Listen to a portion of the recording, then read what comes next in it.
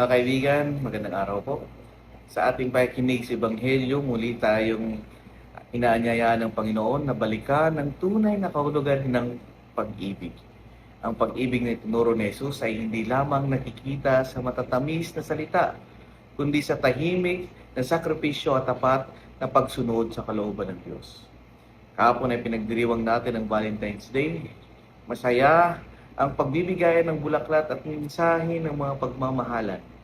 Ngunit ang paanyaya ng Ebanghelyo natin ngayon ay gawing mas malalim ang pag-ibig na iyon.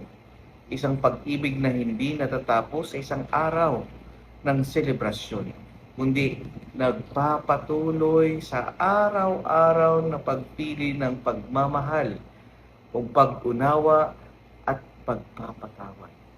At sa habang papalapit ng panahon ng Kwaresma, ito ang tamang pagkakataon upang siyasatin ng ating mga puso.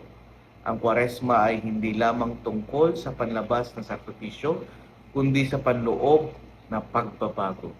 Naway ang pag-ibig na ating pinagdiriwang ay maging simula ng mas malalim na paglalakbay.